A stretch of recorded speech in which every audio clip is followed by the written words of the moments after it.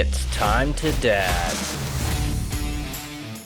What's up, dads, fathers, wannabe dads? Here we are back with Time to Dad. We got me here, Joe, Nick, JT, and Will with his second episode back here, Time to Dad. So welcome officially, Will. I haven't gotten a chance to, I guess, be on an episode with you until now. So excited to have you and excited to bring another dad into the crew. Heck yeah. Excited to be here and love the show. Every episode I've watched so far has been freaking awesome. Awesome. Yeah, well, I know. I'm sure you guys kind of filled in a little bit the relationship and kind of how we got everybody started. I know, related to JT, right, by marriage, not you guys, but sister. Wait, you guys are married to each other? Been on the Time to Dad, but listen, we have a great episode lined up for you guys today. A common theme that I think most dads kind of come through. I know even kind of sometimes talking with people at my office, buddies of mine. I think work-life balance kind of hits home for every dad that wants to be present in their kids' lives, and I think that tough things. And I know JT, you kind of wanted to run a little bit with that, so I'm going to kind of turn it over to you and just kind of get us started and take it from there. All right. So, as previously mentioned, I find plenty of stuff to do. I mean, if it's not me working out in the yard, working out my shop, between DoorDash and the fire department and my full-time job, I stay busy. I'm the world's worst about reminding myself kicking myself in the gear to prioritize my 21, 22-month-old son. He'll be 2 in May. And I guess most of that is because right now he is so young. He is a mama's boy. Oh, he's going to stay a mama's boy then. That's my son. No, I don't think that's necessarily the case. In fact, Kylo has told me, right now he's young, and it makes sense that Mama is the kind of the nurturer. But as he gets older, he's going to get more curious. He's going to want to be more involved. He's going to want to try and do what Daddy's doing. So I can see. So with that said, he's always attached to Mama. I tend to become complacent with that, and then I just always find something to do. But I have realized with just doing small tasks here at home, Jasper just wants to be involved. The dude, I brought up a chair to the kitchen counter the other day. We were cooking on a grill. He helped me make his grilled cheese. He just wants to be involved. He's not really speaking. So that also, not being able to speak to one another and understand makes it difficult. So it's slightly discouraging, and I struggle with trying to find that balance, where I can prioritize him and just help him develop and learn, because he's always attached to Mom. In fact, I try to help Mama, and it's more often than not, he won't allow it because he doesn't want anything to do with me. He wants his mom. So I struggle with it. I'm like, well, he's up Mama's butt. I'm gonna go DoorDash, or I'm gonna go work out the shop, go mow the yard. He loves being out on the lawnmower with me. He got to ride a tractor with me a while back. So obviously, where safety's still in mind, I try and get him involved as much as I can. But I also have to remember when I'm doing menial tasks like that, it's not always about trying to get it done quickly. So I was like, I can just do it quicker if I'm just doing it by myself.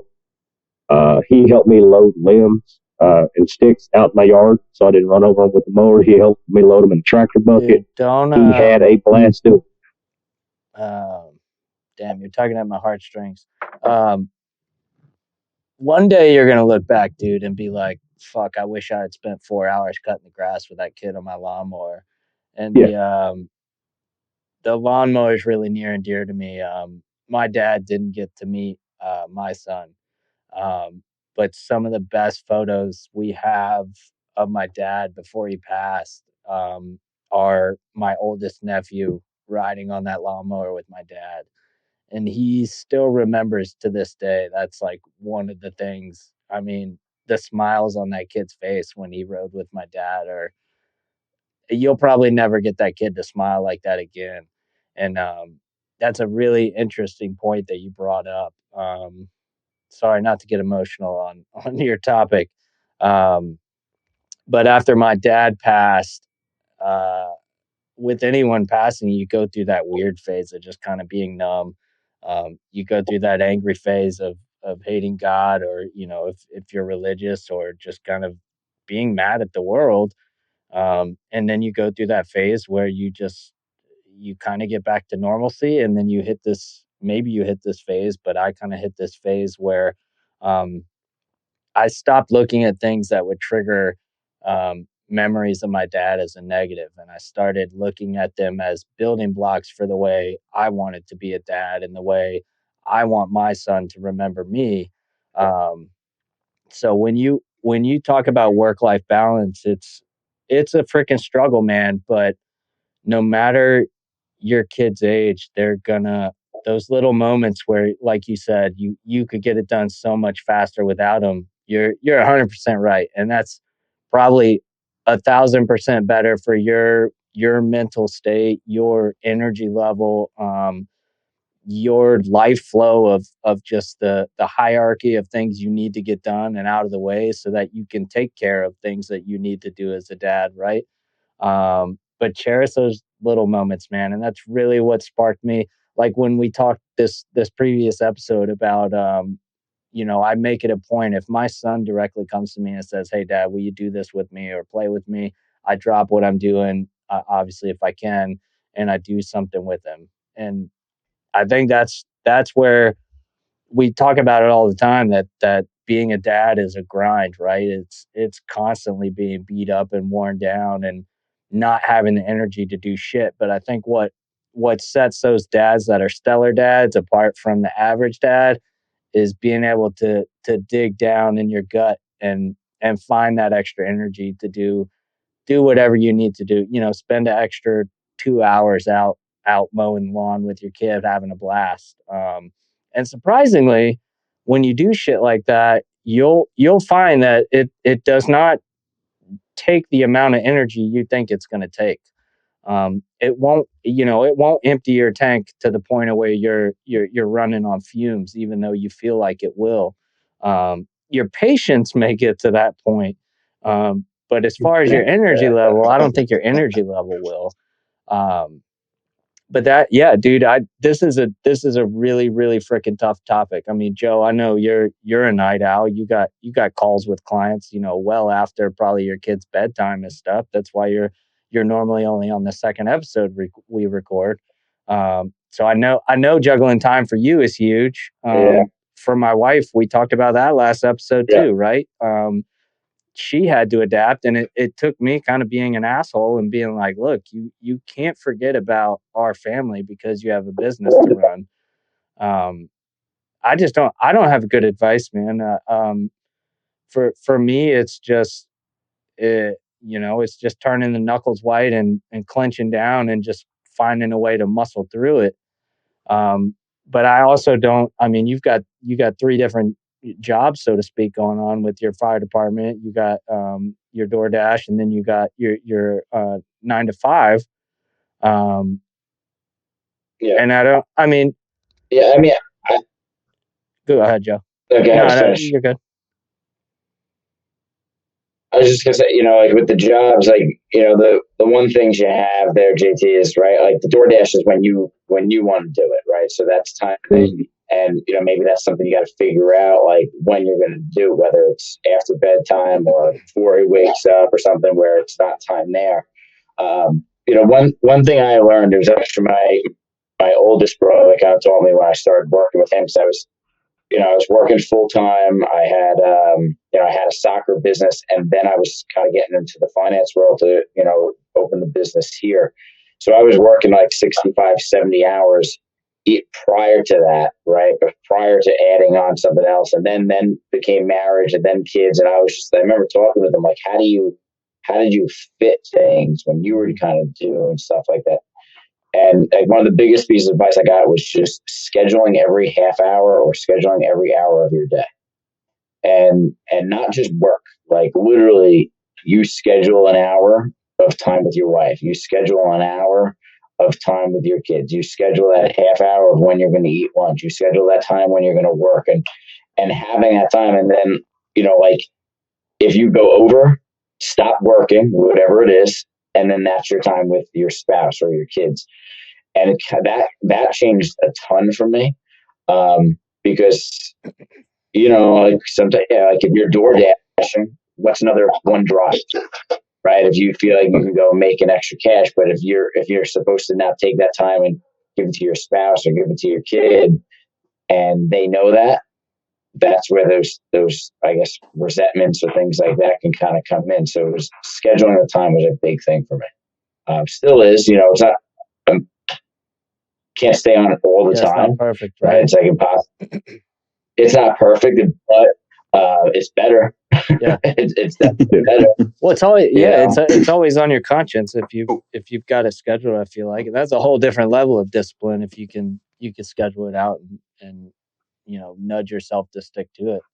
Maintain. But you gotta, it's real quick. Yeah, there's got to be some give and take. Yeah. Well, and what I'll say, in your specific situation, JT, is just, and those that are in that younger phase is don't take it personal. That little one is just doing what it needs to do in order to make its life, livable. And right now that's mom, because they provide food.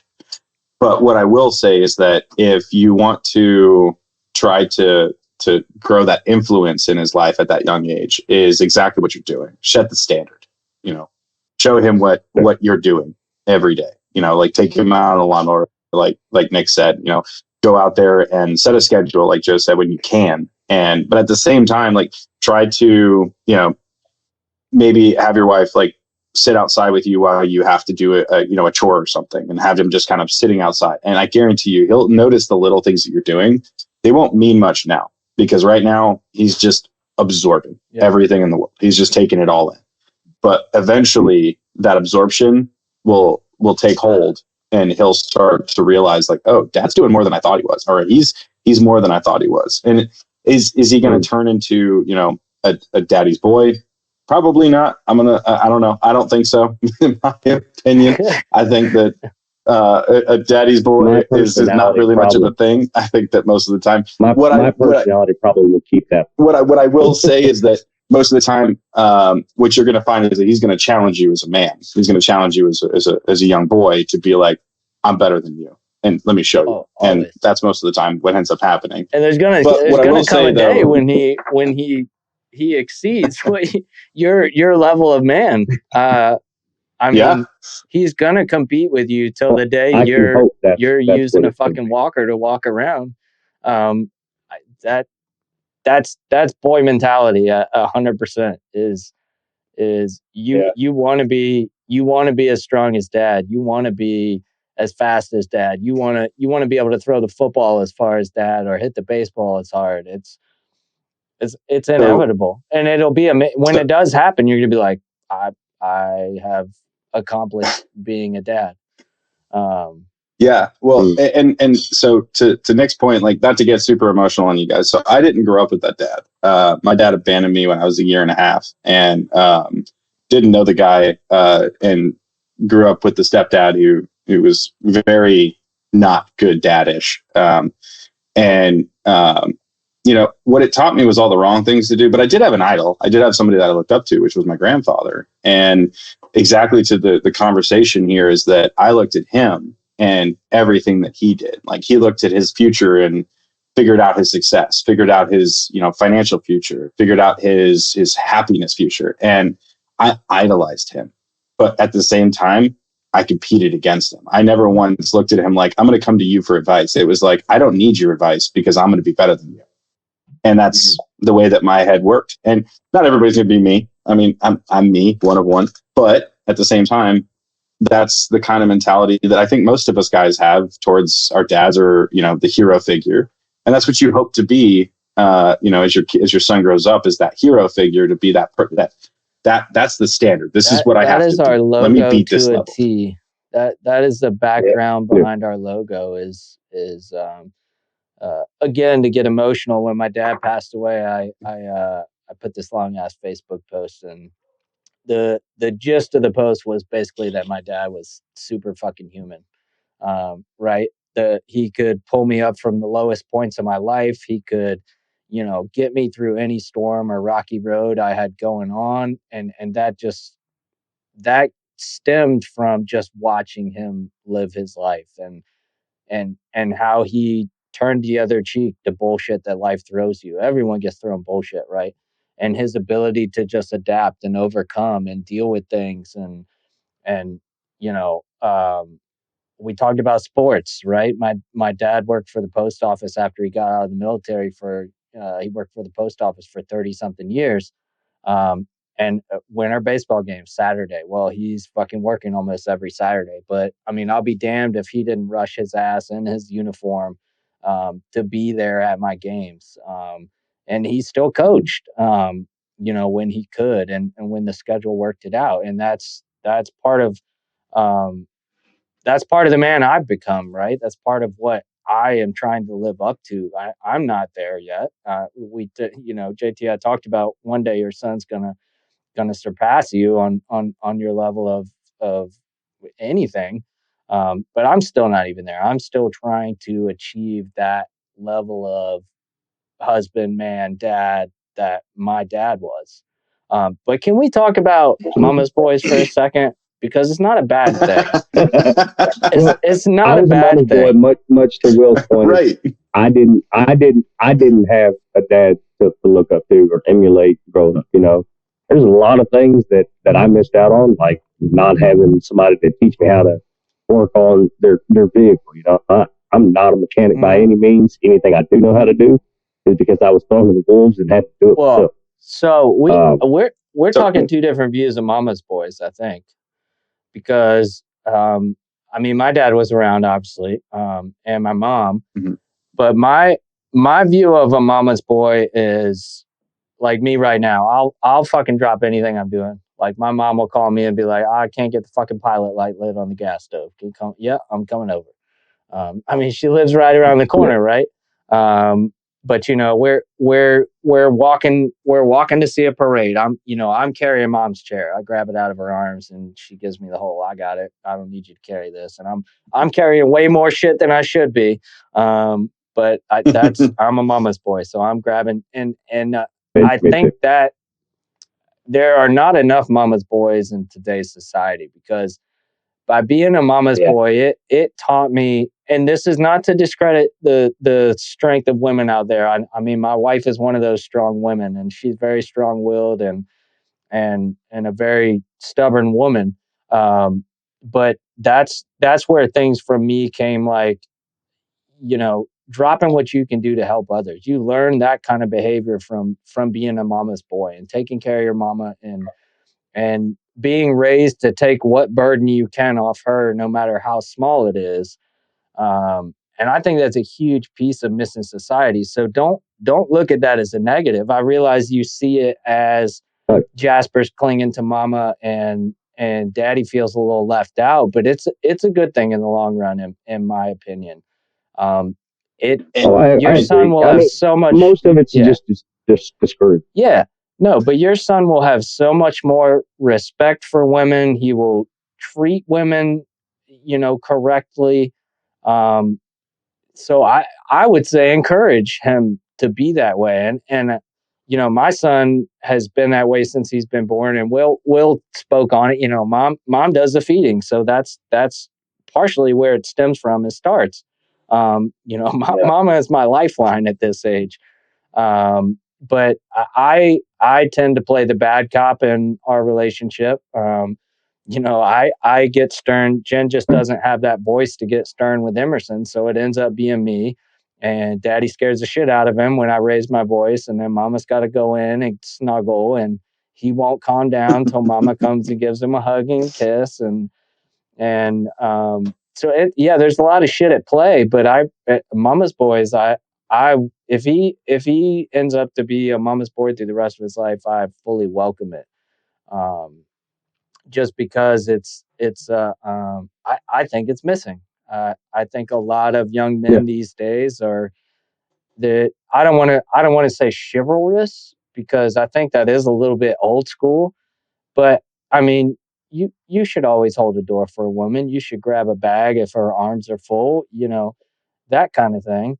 I realize the doors of opening, or the days of opening a car door for her may be a little antiquated and in the past, but you learn a lot of life lessons by being a mama's boy.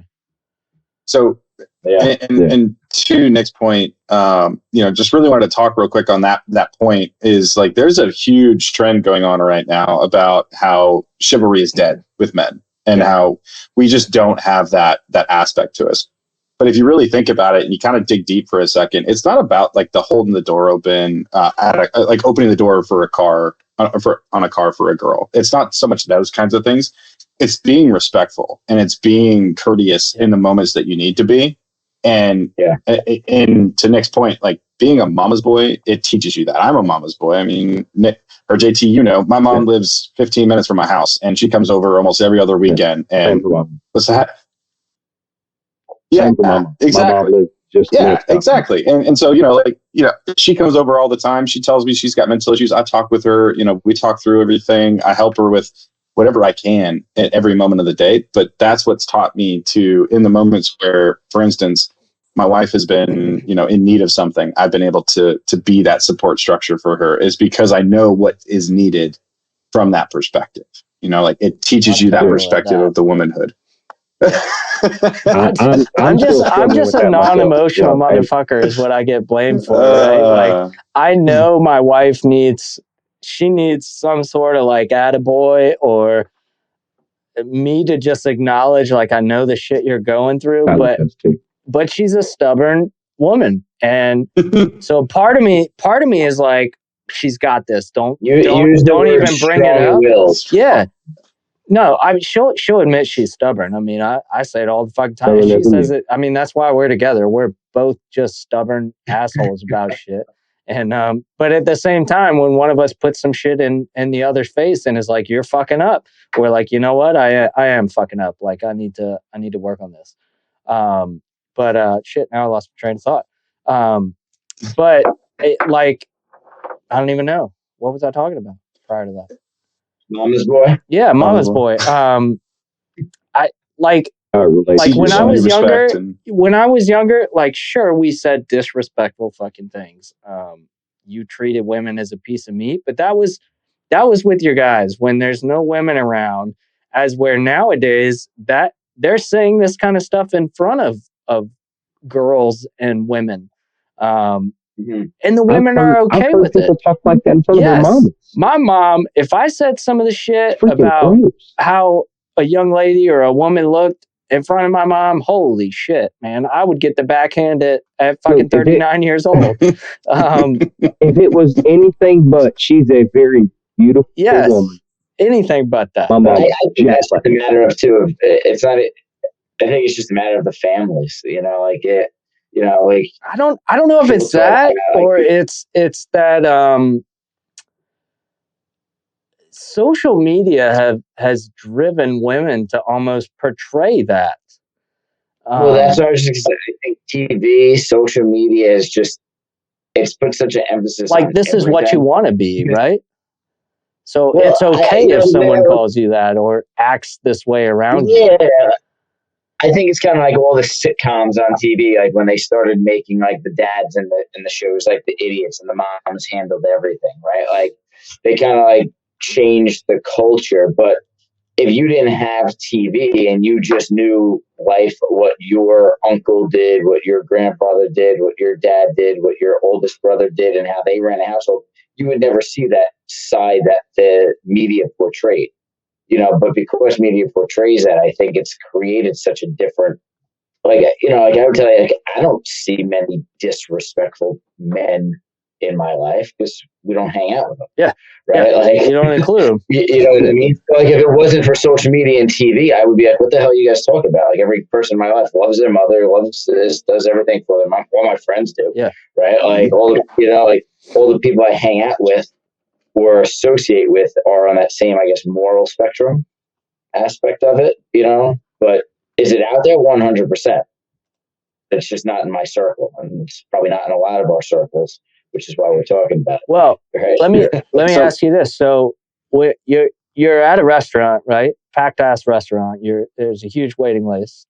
There's two bench seats in the lobby there, and an elderly couple walks in, and you got a bunch of families with younger kids. When's the last time you saw somebody give that seat up so they can sit down? Never. Yeah, never. Almost never. Like I almost never see it nowadays. My parents will pull me by the ear and tell me to get up and go stand and give my seat up. You don't. It's little things like that I just see getting lost. But if you were there and your kids would, they'd get up for sure. I'd get up. That's yeah. If they need one seat, if it's an elderly lady, I'd get up. I wouldn't make my kid get up. I'd get up and I'd set the example for my son. But if they need more than one seat and my son and I are sitting, we both get up. I also think back in the day, the restaurant would tell them to get up. They may have. Maybe. I don't know how stringent they could be with these days. Mm-hmm. Nowadays, it's like, let me grab on my phone real quick and make you an icon real fast. Would yelp them that, they made me get out of the seat. Yeah, seriously. But what I was going to say real quick is like, so to Nick, to your point of like you getting up, like, do you think that stems from your as we talked about initially, like the mama's boy, or was that a culture of your dad and your mom? Yeah, that's just a being family that way culture, and just a sign of. I mean, it was a sign of respect, I would say. Okay. It was. So I think that also, like, that's another key thing that's missing in that is the culture of respect and courtesy to not only your elders but to your parents, to your I mean, I think we all at some point or another have said something negative to our parents, and we've felt the repercussions of those actions. We felt them, I'm sure, some way or another. Oh, I did. Yeah, but we got to scar them. Hopefully not scarring, but we've at least felt it in some way, form, or fashion. But at the end of the day, like we've experienced that.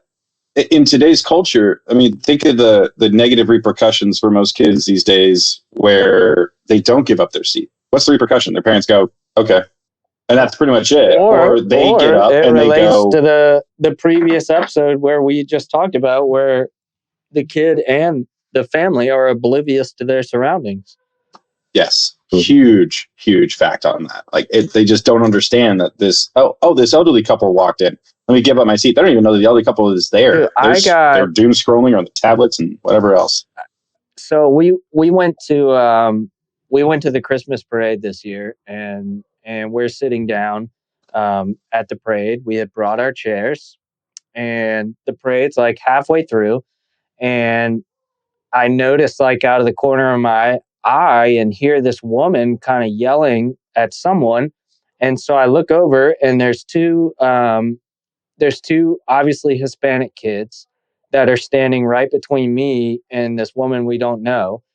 And she told them to go back behind us. And I looked over at the woman and I'm like, the fuck? Like, it's a parade. Like, kids are supposed to see stuff. And so I stood up, I took my son's chair, I took my chair, and I pushed them back so that the kids could stand in front of us. And I picked my son up and I said, you have no goddamn right to tell those kids to go back and stand behind you. And the reason she got so ticked off is because she was sitting in her chair looking at a particular angle at the parade, when she damn well could have just stood the fuck up and still watched the parade as a grown-ass woman. And so I said something to her, and she responded to me and was like, you can't talk to me that way. And I was like, these are freaking kids. Like, who are you? And I didn't cuss. I'm cussing right now because it still pisses me off. But she was like, you have no right to talk to me that way. And I was like, well, you have no right to tell these kids on a public sidewalk that they can't stand beside you and me to watch a parade. And, you know, she kept kind of carrying on and eventually just kind of bit her tongue because I think her husband was elbowing her like, you're not going to win this one. But the kids came up and stood right in front of us, and our kids started interacting with those kids.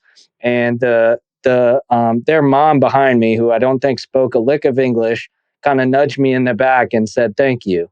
And it's like that it's that kind of shit that I don't know where that comes from, but I was obviously taught it somewhere and learned it somewhere. And what, you know, it's all about how you raise your kids, man. And in today's society, the more old school, like the way we were raised, that you can bring back to raising kids, I think is the better. And I think a lot of parents, right, in this day and age, strive to have that perfect child that's always behaving, that's, you know, never causing problems, which is great. But I think the means and methods of how parents are achieving that, as we talked about in the previous episode, are the problem. I don't think you're doing anyone a favor by teaching your kid that, okay, this is a formal event, stay on your iPad all day, or let the adults talk, here's an iPad. It's just doing a huge disservice.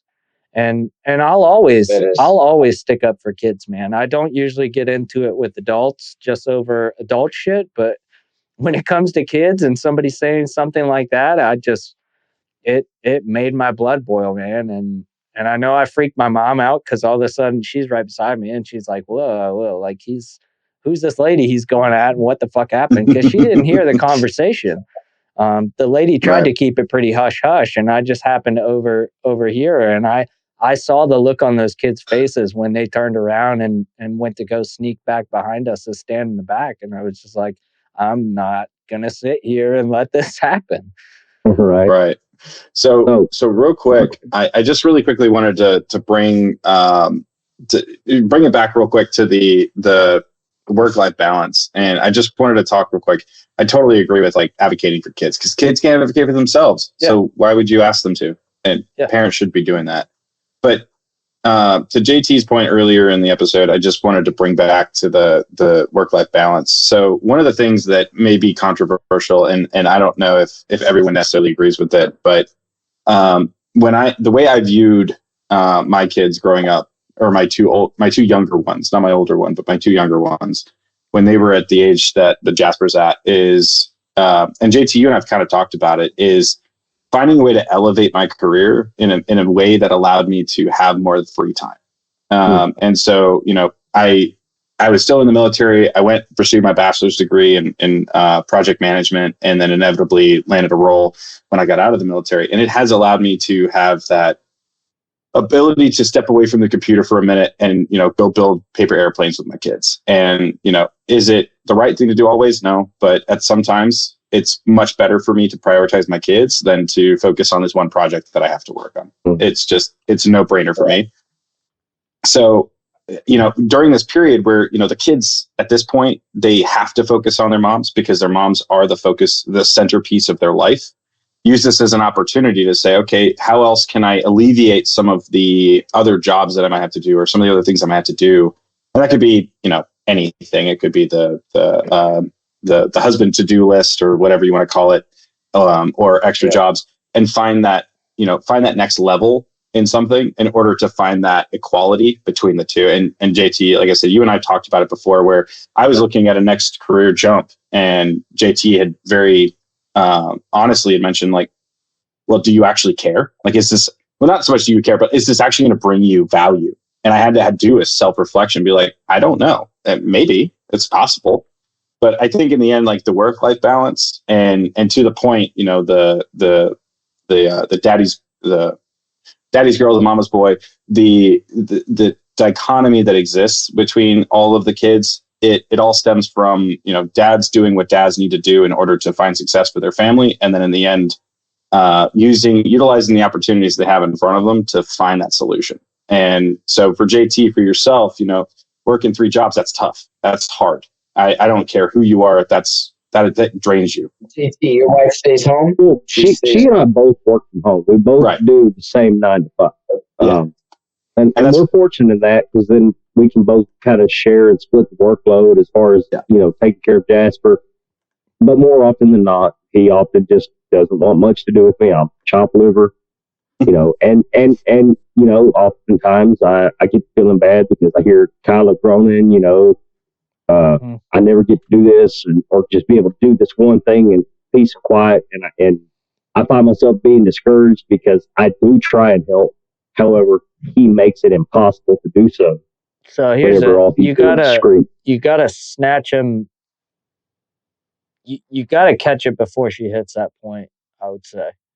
I try. So, I don't doubt it. But I think the more you can do that, help her outside of those moments when she's at like that critical level. And I think that'll overall bring that critical level down, right? So for me, that started with when we talked about taking Emerson fishing. Why did I take him fishing? To get him out of mom's hair for a Sunday. So she could go, wander around Target smelling candles for 2 hours. So the more you can intercept him and kind of steal him away and grab his attention before or outside of when she hits that peak level, that ultimate peak's going to come down, right?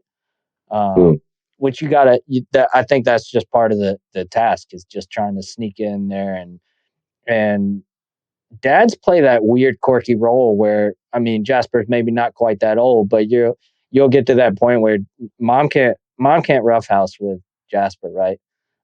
That'll be a dad thing, and dad, mom can't carry you upside down all the way up to your bedroom, up in the upper level of the house, but dad can. You just got to find those weird little moments where dad can be something that mom probably never can. You know what I mean? Yeah. Well, it could be something as simple as JT, like, you said it before in the beginning, right? Like when Jasper wants to go to your wife, you kind of go, hey, you know what? If he's not going to pay attention, I'll just go do DoorDash. Well, be something, instead of doing DoorDash, it's maybe taking care of something that your wife, like a chore that she takes care of. So she doesn't have to do it. Get that load of dishes done. If you leave it,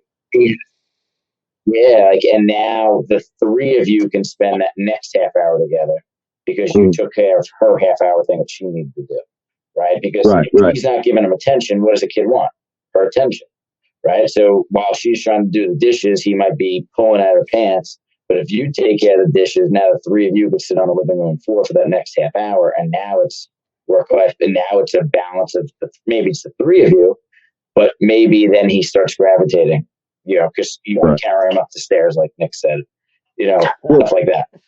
And I probably don't do it as often as I should, but I do try and help, trying to alleviate stuff, just the menial household task, so I have Mondays off, and kind of works. Now, Mondays are hectic for me, especially the 4th Monday of the month and the first Monday of the month.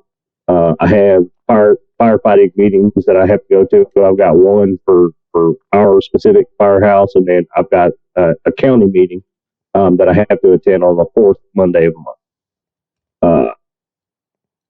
Monday, I'm not gonna lie, I took on a 4th job. On Mondays, I got an arrangement. I used to install garage doors, roll up doors, and everything like that. I've got a buddy of mine who used to be my helper whenever I was doing it. He now is running his own business, and he asked me to give him a hand. And I told him on Mondays, I'll see what I can do to give you a hand. However, we got off to a late start Monday, so first thing Monday morning, I got up, cooked Jasper some breakfast, and I was able to take him to the park before my busy ass day got started.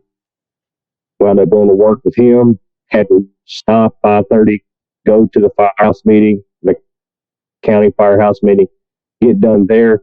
Then we had to go back to the job to finish it. We didn't get down until 11 p.m. and then had to get right back up, get started Tuesday morning.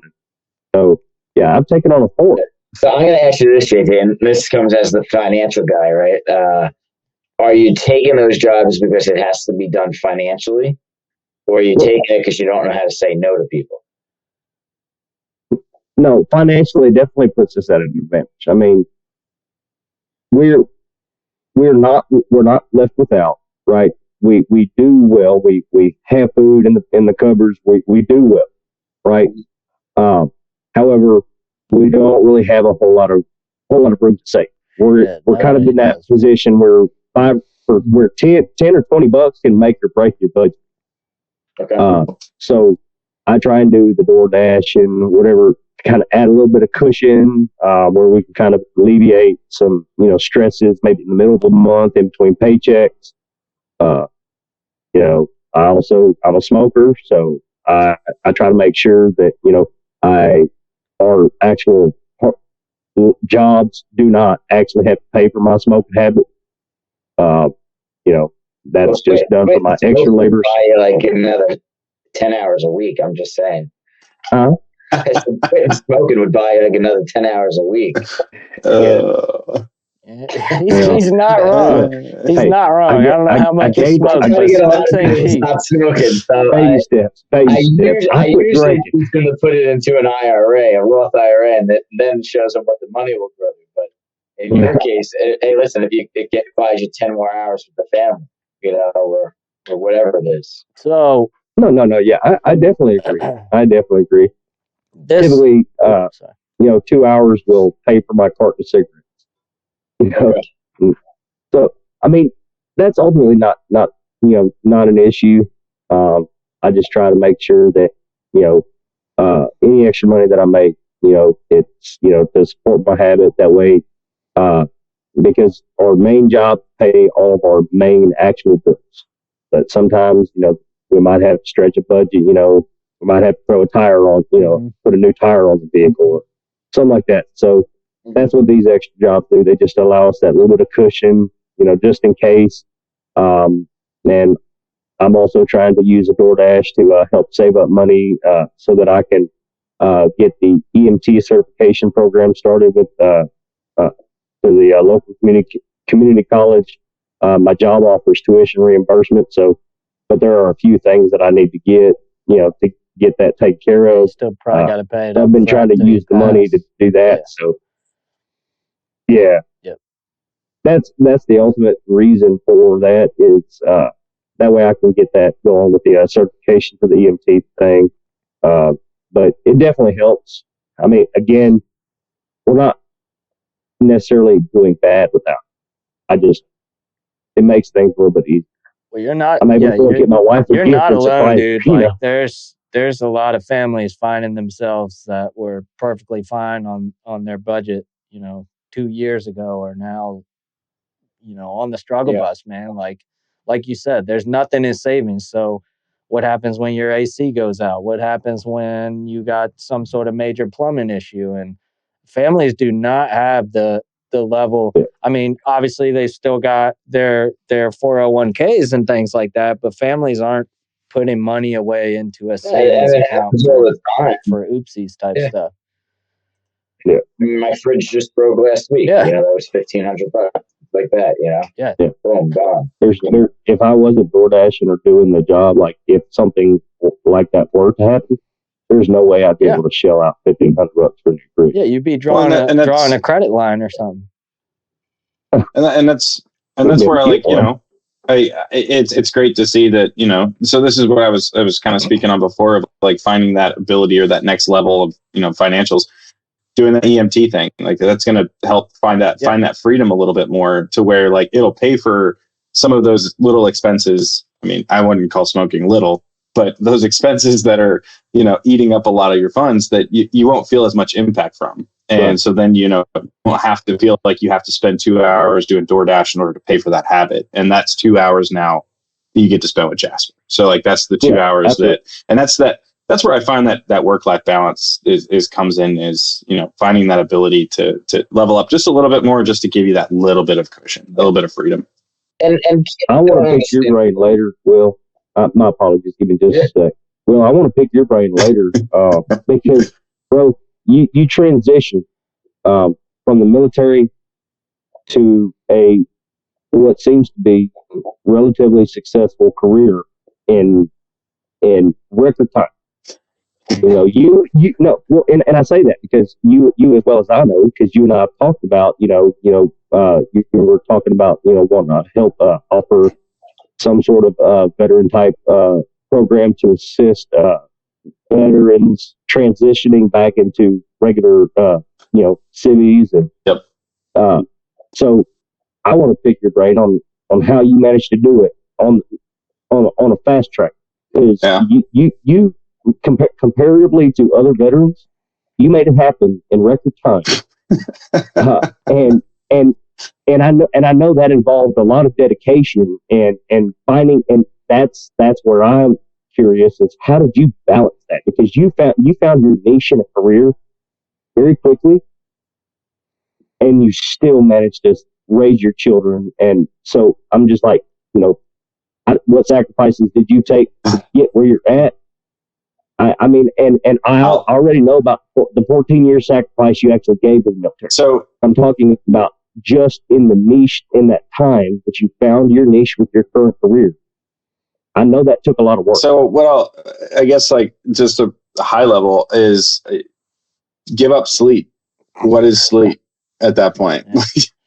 I remember being up at 2:00, 3:00 in the morning, writing discussion posts and, reading my articles that I had to read in order to complete my bachelor's degree, and I got 2 hours of sleep, and then I was up at 5:45. Like, there's a quote related to like millionaires, and it's related to like what time they get up every day. I forget. It might be from that 5 Principles book we talked about, Joe. I can't remember. Five habits of highly successful people or some shit, and one of them's like getting up. Yeah, the early bird gets the worm, man. And shit. Help me out, Joe. Guy from South Africa we had on the show previously that isn't with us, but he was a big proponent of getting up at the ass crack of dawn, because that was Luke. That was his time to focus and just get shit done. He didn't have to worry about entertaining, let's say, Jasper. He didn't have to worry about trying to help his wife with stuff. That was, if he got up at 4:00 in the morning, he had from 4 till 6:30 when the kids got up to just do him and focus on what he wanted to do. But that comes down to just your personal drive, man, and your discipline and energy levels. And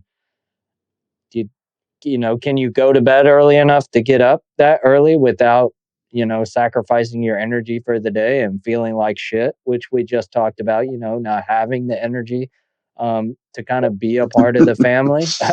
It's but I did have a side tangent, go ahead. Yeah. No, it's not. I was directly, just going to say, you go. We're both stepping on each other. I was just going to say real quick, so there's 2 other proponents to it. One of which was that, to your point, Nick and Joe and even JT, like, I knew I needed to do something in order to get my family health, be able to transition appropriately and continue the lifestyle that we had. And that took a level of, dedication that I didn't think I had in me, and I had to find, and I did, thankfully. But I'll tell you that the other major success value was my wife. And, like, she remembers me being up at 2:00 in the morning, and she'd roll over still half asleep, being like, "Are you still awake?" And I'm like, "I just got to finish this one discussion post. I'll be right to bed. Don't you worry about it." But then she's also the one, because I'm not a good sleeper, she's also the one kicking me out of bed in the morning going, "You got to run. You got to go do. You got this thing you got to go do. You got to go do that." So it was a support structure. I don't think I could give myself full credit for it. And then the other one was just I would give it pure luck, because the very first thing that I found was an internship at a company called Blackhawk. And they didn't know anything about me. My resume sucked, and I didn't know the first thing about interviews, and I didn't know what I was doing. But they took a chance on me, and they were like, "Hey, we're going to give you a shot." And I was like, "All right, cool. Sounds great. Let's do it." And then they paid for about 4 months of my life. And then after that, another company looked at me and was like, "Hey, you have zero, background in this field. You don't know anything about this at all, other than you know how to lead people. And let's just take a shot." And at that point, I just said, okay. And I read thousands of articles. I did hours and hours and hours of research in order to try to bridge that gap. I'm still not there yet, in my opinion, but like to Nick's point, it just took dedication and legitimately hours and like sleepless nights. The just doing it. discipline that someone coming out of the U.S. military has is a highly, highly, highly overlooked, valuable skill. Very, you guys are used to regimen. You are used to very, very strict policies and procedures of things, and it is highly fucking overlooked, in my opinion. If I see something come by with military, I am more than willing to lobby to give that person a shot over another candidate that is at even close to being similarly, if not higher priority, resume wise. I think it's highly fucking overlooked. That's just my personal opinion. But I was going to say earlier that this doesn't directly apply to you, JT, but I think, Joe, we talked about this on a couple episodes before where work-life balance specifically, if you are so concerned about let's say your kid's sick or you have a major family event, like a medical emergency or something, and you are working for a company to where you're going to miss something like that or not be able to attend to it because you're worried about repercussions from your company, find a new fucking company. I've said that before. I will continue to say it. My previous firm was amazing at that. If Emerson was sick and I needed to stay home, I had autonomy. I did not need to explain to my team lead why I was going to work from home that day. All it took was a message that, hey, my kid's sick, I need to stay home, or hey, this is going on with the family, I need to take care of it. And the response I got was, okay, take care of it. Let me know how I can support you. And if you work for a company that is not saying that, find a new fucking company. And I know that's hard to do. I know you can't just walk away from a paycheck and what supports your family, but the amount of stability that creates for you at home and the amount of pressure it would take off of you if you worked for company A that does that over company B that is, well, this project needs to go out and your family's just going to have to suck it up. It's a million times better. And I've seen guys and I've worked with guys that have actually taken a pay cut to get out of that environment because of the benefits it provides you to have that peace of mind. And again, JT, I don't think that directly applies to you. But I think if you're a dad in a situation where like that, where your company doesn't have your back, find a new company if it's possible. I strongly urge you to do that. It's definitely not that. The company that I work for is great. I mean, they offer PTO. And I figured, my supervisor, she's great. She doesn't really require any explanation. If I say, hey, I need to take this day, and I've got the PTO, she'll allow me to use it. That's awesome. And that's peace of mind, right? The problem is the pay isn't that great. So, which is why I try, and I hold myself to a high standard. I'm driven to work and provide for my family. So sometimes I will allow that to take priority over other things that are important, and that's where I struggle. That goes back to Joe's question. Like, are you just bad at saying no, right? Like, no, and I'm not necessarily bad. It's not that I'm bad at saying no, because it's your work ethic. That's being bad at saying no. Necessary to provide for the family. Yeah. But if you could turn down a few, if somebody asked something of you and you could turn down a few things here or there, or peel a little off your plate, you might be in a better position. If it's not going to affect your pay and it's just things you're taking on because JT as a person is a can-do guy and wants to take care of shit. Maybe that's something you can look at, and you can say, I mean, you can tell people, I would love to get this done and I can get it done, but here's how it's going to affect me. Like, how can I help you accomplish this task, but also take something else off my plate? I think is a question you need to ask. Like, where's the priority for them, right? And I think if you can start to compartmentalize and you know, still be JT the problem solver or the hero that saves the day, but also, you know, not have JT carrying a stack of 50 pancakes while somebody else is carrying 10. I think maybe that's something you could look into. But there's that famous quote that what was it? It's your job position will be posted as available before your obituary is, right? And that always hits home with me is, yes, we're there to perform a job, but at what cost, right? So you got to know your value, you got to know your limits, and don't let anybody push you past those without compensation. Right. You know? Yeah. I mean, listen, we all have 168 hours a week. We all have the same hours, right? And it's just work-life balance is, there's going to be a time in your life, and it's usually, right, if you ask our parents, right, when was the busiest time of their life? It was when they had young kids, right? If you ask your grandparents, it was when they had young kids. And the whole work-life balance, it's not a myth, but it's a struggle for every parent, no matter what. The fact that you want to be with your family more is a good thing. And what you maybe have to focus on is quality over quantity. And where that, you know, like a big thing for me, because my business is my phone, right? Like, you know, I give my clients my personal cell phone number, right?